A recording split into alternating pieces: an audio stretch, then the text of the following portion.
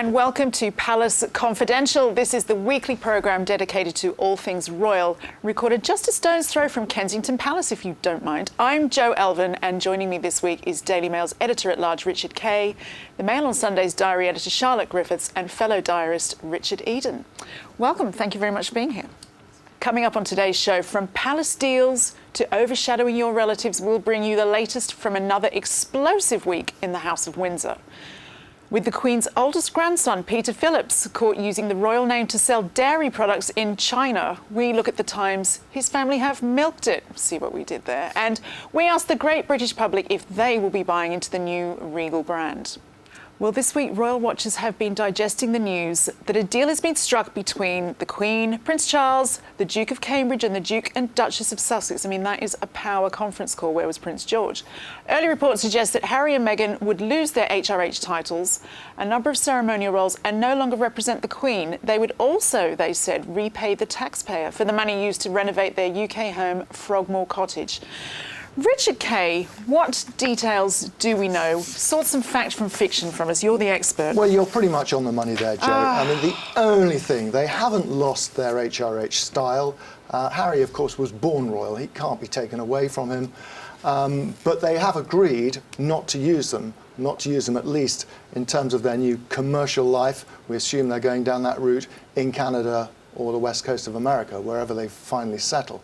But when they are back here in the United Kingdom, expect them to be gazetted as HRH Duke and Duchess of Sussex. I'm fascinated by, it just seems this labyrinthian nightmare of negotiations. Who is actually spearheading? Who's controlling what deal is going to be struck?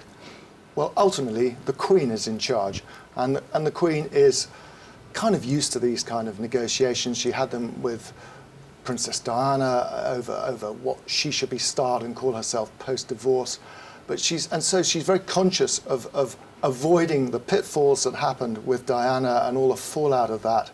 And I think I could say she's been more than grandmotherly towards Harry. She's indulged him a great deal. She wants him to have this new life. She understands how unhappy he and Meghan have found royal life, and she's gone out of her way to try and make it happen. But there are limits. Yeah, I mean, you say grandmotherly. The one thing that struck me, Richard Eden, I'd love to ask you about this, where she said that she felt so warmly towards Meghan in that statement. I think what was particularly proud of how Meghan has settled into the family, which seems a little bit at odds with what's going on right now. What's your view? Well, I think everyone is desperate the whole royal family want to make Meghan feel welcome. There's been so much talk about her never coming back. Yes. Everyone wants to make clear, no, you are welcome, we love you, you're a member of the family, do not feel that you've been pushed out. I feel like she's just not that into us. What do you think, Charlotte? Well, didn't she have all her clothes put in storage in Canada? I don't know, you tell me. I mean, there was much made of the old Suits jumper coming out for an airing. She was taking out all these old outfits, which looked a bit moth-eaten, and it turned out she'd kept them in storage the whole time. And you got to wonder, did she plan to go back to Canada eventually? Well, speaking of planning, I'm fascinated. How accidental or deliberate do you all think it is that the number of sort of Instagrams with unofficial duties of Meghan going to see prisons and women's groups at the same time that Kate Middleton, Duchess of Cambridge, is out doing official duties? It seems, are we constructing a battle or is there one? Well, she posted at 8 a.m. yesterday, which was exactly the same time as Prince Charles posted something to do with one of his green initiatives. I mean, that's literally to the minute badly timed. I think it's probably accidental, but they've got to find a way forward to stop this happening. I mean, what is going to happen? Well, I think this is an example of what happens once you're outside the royal family, and they technically are. There's no coordination anymore. I mean, the members of the royal family coordinate their diaries, so they all know what they're all doing at the same time. They don't upstage the other. And if this happens on a regular basis, then there are going to be real problems in the future. But Richard, well, why should they coordinate? As you say, they're no longer royals. That they can do what they like. And if Meghan wants to post something on Instagram, big deal. Out of courtesy. I think out of courtesy, Isn't but Prince also Charles paying the bills, because Prince Charles is paying the bills, and they are, they're still maintaining some sort of royal connection. I suppose that, you know, whether it's courtesy or they can do what they like, it's almost like a new definition of what is freedom. What does it actually mean for these people? You know, does it mean they can go and talk to the head of Disney and get some voiceover work on a film? It's all about thriving, not just living, but thriving. That's what Meghan tells us. So. Do you think that she's thriving yet? Are they just better? Are they better off, these institutions, without each other? Is Brand Sussex better off without the Royals, and the Royals better off without this appendage? What do we think? Well, at the moment we don't know. I mean, if Brand Sussex is going to flourish as a commercial enterprise, I think it's going to depend on that royal connection. And if they're shorn of any kind of royal connection, I think they might struggle to make their voices heard. But they looked happy, and when you saw Harry coming off the plane, he was smiling, relaxed, and we saw some photos of Meghan walking with her dogs, and again she looked very, very happy and relaxed. So you do get the impression maybe they're pleased to sadly have abandoned these shores. Harry had a bank of photographers in front of him, so he would have been mad not to smile. True. Meghan says she didn't know there was a photographer in front of her. But well, I'm fascinated. I don't know if you mind me asking or not, Charlotte, but you know friends of Harry's. I mean, what can you tell us that you're hearing about what the feeling is amongst the inner circle about what's going on? Well, the inner circle is now the outer circle. They're missing him. And I think they think we've lost him. And I've even heard that there's a WhatsApp group in which they discuss the Megxit scenario. And they've all promised that if he ever comes back, or if they ever decide to move back again, they'll welcome him back with open arms. But they're feeling very cut off. And why do you think that is? Can you speculate on that? Or? Well, maybe Harry wants to streamline his friendship group, keep things ultra private. Of course, the more friends you have, the more leaks there are, possibly. But also, he's got showbiz friends now. He's got Oprah, and he's got George Clooney, and he's got his new LA set. Perhaps he's more interested in them. Look, remember, Meghan's always been very good at moving on and ditching her old friends. You know, she traded up from Millie McIntosh and Made in Chelsea to George Clooney. They do like trading up, it's true. Gosh. But Harry, nobody ever thought Harry would ever want to trade up. Harry loves his old mates, the ones that he went to prep school with. Nobody thought he'd ever distance himself from them, but some of them feel that they are being distanced. I mean, I don't know any of these people. Hands up. I just I can't ever shake the feeling that Harry has been damaged from a very young age and is still sort of like trying to find his place in the world. Is that and too much speculation? Or, you know?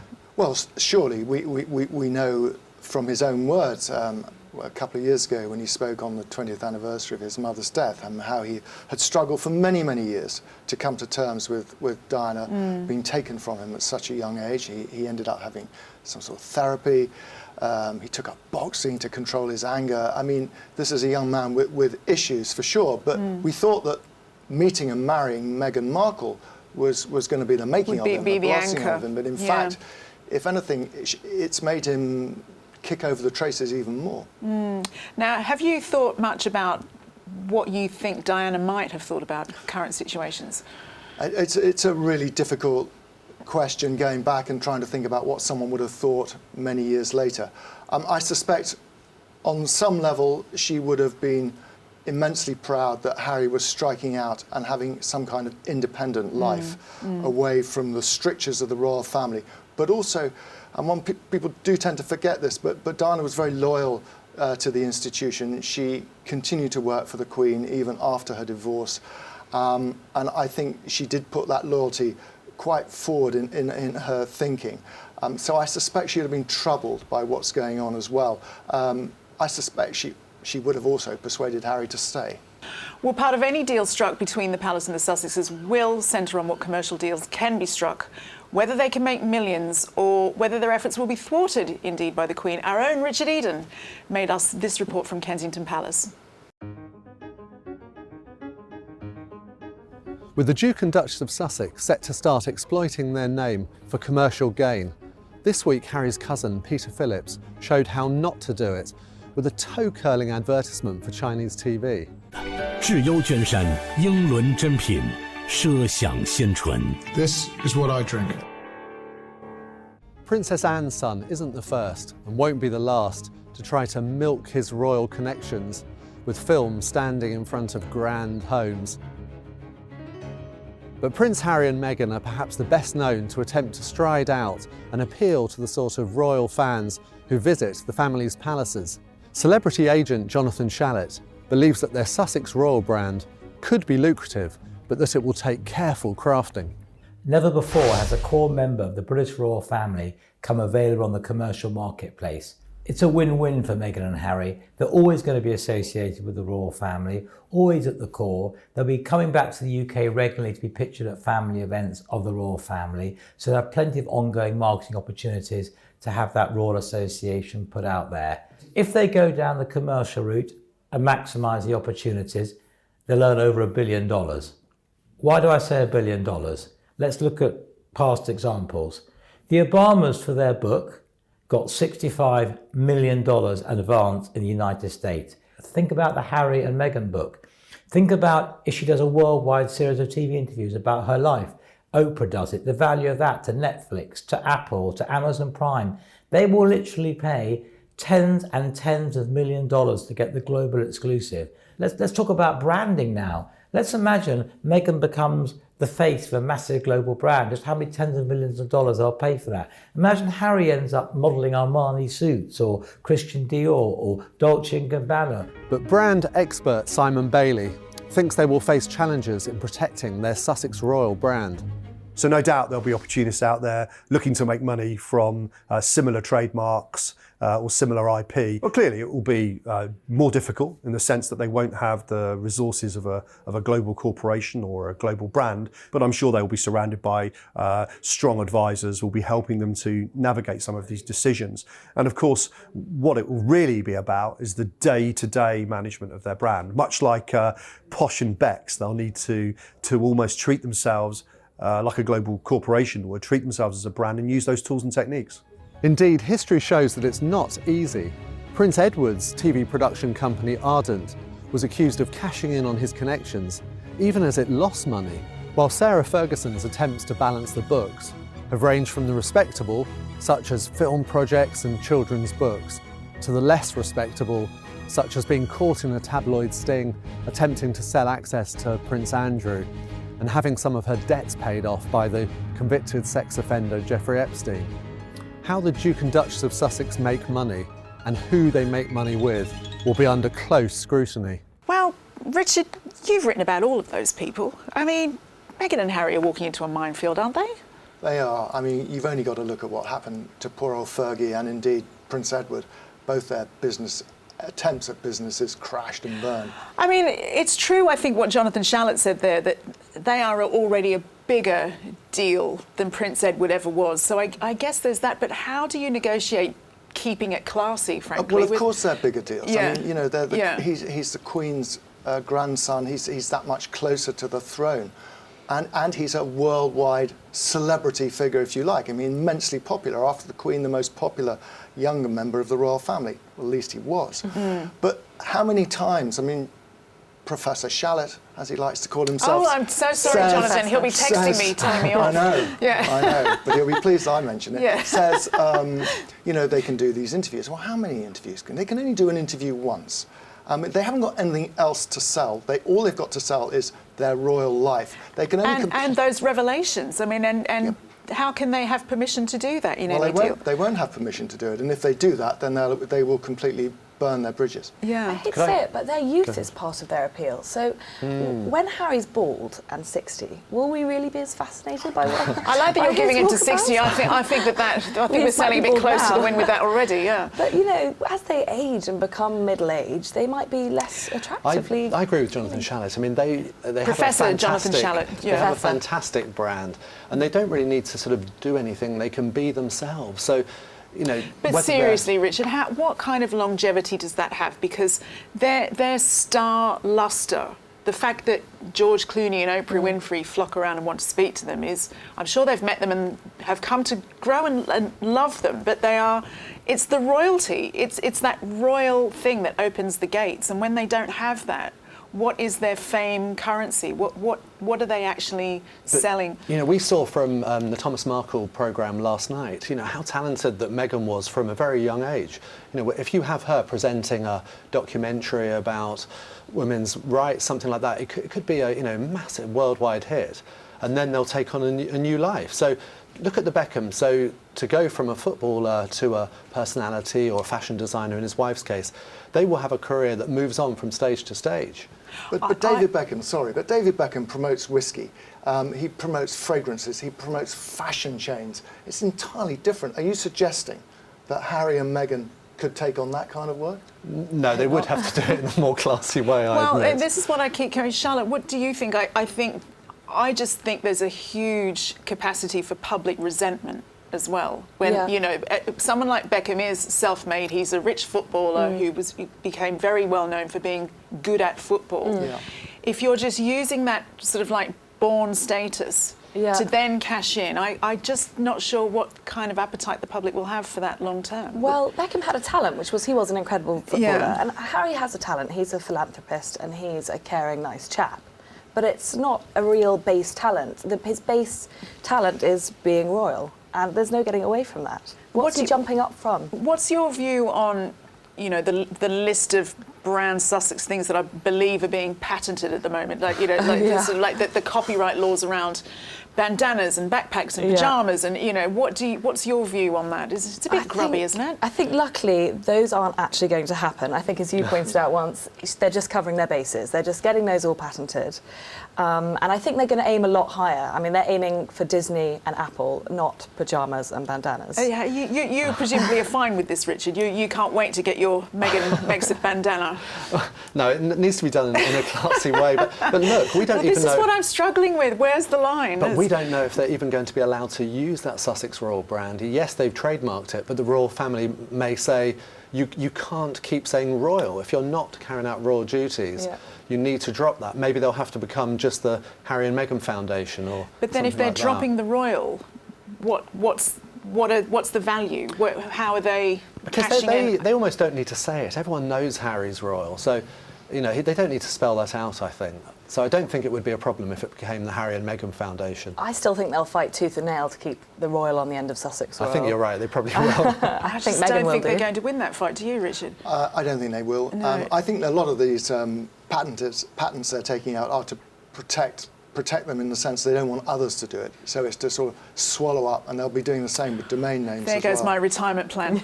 Yeah, but you know, if they find themselves like Sarah Ferguson, for instance, I mean, I'm also, on a personal note, just fascinated with this baseline assumption that, well, they need to earn billions of pounds. It's like if they want this private life and they want to move away from all the things that have made them apparently miserable, they could have jobs like normal people, right? But what kind of job could ex-army officer Harry possibly do? I mean, he could be a fireman. That's been talked about. He could join the Canadian firefighters.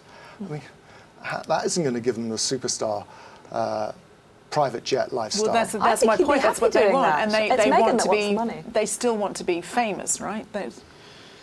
You've touched on something there, Jo. I'm not sure whether they actually want to be famous. I don't think Harry does want to be famous. I think he wants something that his mother used to talk about, having a sort of a life less ordinary and something out of the spotlight. Whether they can, maybe they can find that in Canada. Yeah. The omens aren't good at the moment. Well, I mean, Meghan wants to be famous, right? She does. Yeah. She doesn't want him to go and be a helicopter pilot in Anglesey, as Kate did with William. She wants to be front and centre of the red carpet. No, anyone who watched that video of Thomas Markle's of her on stage as a child, they could see she always wanted to be famous, and she's very, very good at it. So Harry can be her +1. They say happy wife, happy life. I think Harry just wants to be happy and have So that an sounds easy like ride. you're advocating a life. He'll end up like the Duke of Windsor, who had a rather sad existence.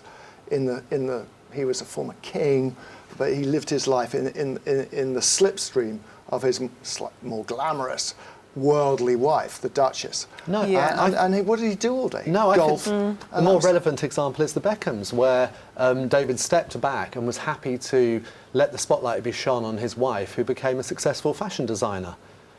Well, I disagree. He hasn't stepped back. I mean, he's a brand ambassador. He earns millions and millions of pounds by promoting various products all around the world. By all reports, has funded a lot of brand Victoria Beckham. But let's talk quickly about the Thomas Markle documentary that you touched on, Richard. What do you think has been the fallout from that in all quarters in all the interested parties?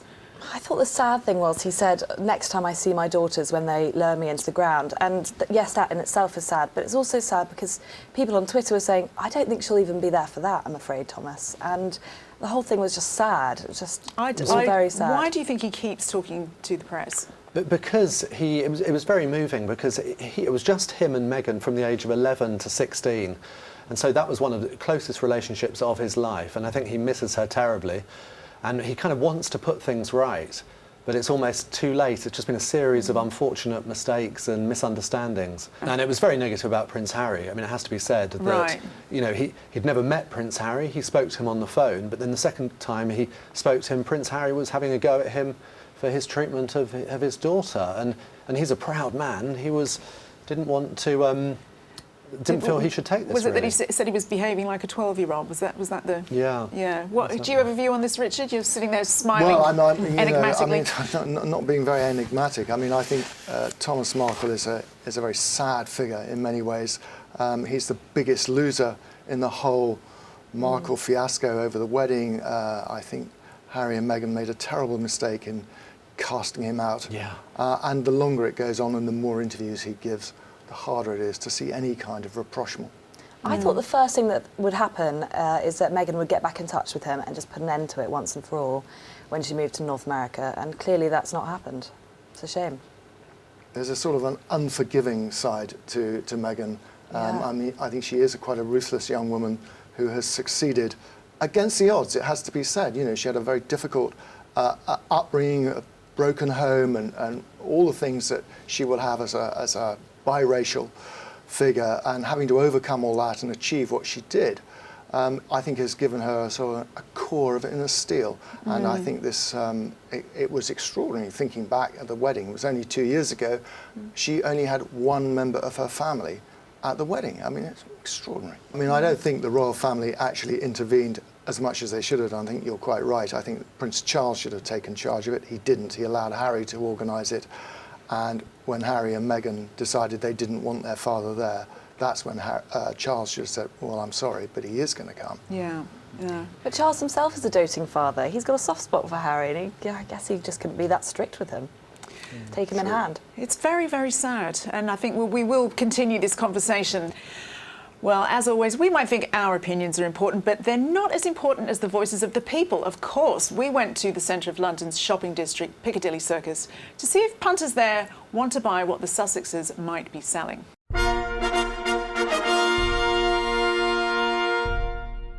I'm not from Great Britain, so maybe you ask my mate here. I am from Great Britain, I'd probably not, though, to be fair. We would not. Never, no. We wouldn't approve at all. Wouldn't approve. No, I wouldn't. After what they've done, they want to like kind of separate themselves from the royal family. I don't think they should be trying to make money off of their like titles, etc. So I certainly wouldn't buy anything. No. Because I just think... We don't think they ought to commercialise the crown, the royal family. Whether they've still got the royal name or not, I don't think they should use it. No, I agree. Probably not, just because I'm just not into brands. It probably doesn't make any difference to me. No, I wouldn't, no. But I would if it was Will and Kate. No, definitely not. I just don't really understand it, of why you would want to wear something like that. It's just a bit gimmicky. Yeah, why not? Yeah, got no issues with that. No. Why not? Because I don't really go for those kind of things at all. Yeah, I think there's enough like merchandise out there, but if they sort of were endorsing it, it would definitely be look a bit tacky.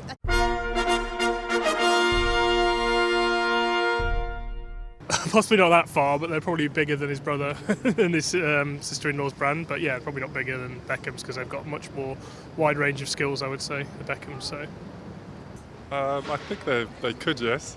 I don't know why not. They definitely have public appeal. Yes, they are. They're going to be the next power couple. I don't think they will be bigger than the Beckhams because I think people like the main reason people like the Beckhams is because, you know, especially with David Beckham, he came from, you know, East London and he's done very well for himself, I think, and posh as well, even though she was a little bit posh, but, you know, I think they've, yeah, in my opinion anyway, I think so. I feel like the Beckhams were a very 90s thing, like everyone loved following that sort of celeb couple back in the day, looking at what they were wearing and stuff, but now, is it the same? No. I wouldn't say they've got the same market. They're going to be bigger than Trump and Putin, the biggest power couple yet. So I think they have all of the strength of all the people, and they're going to kill it.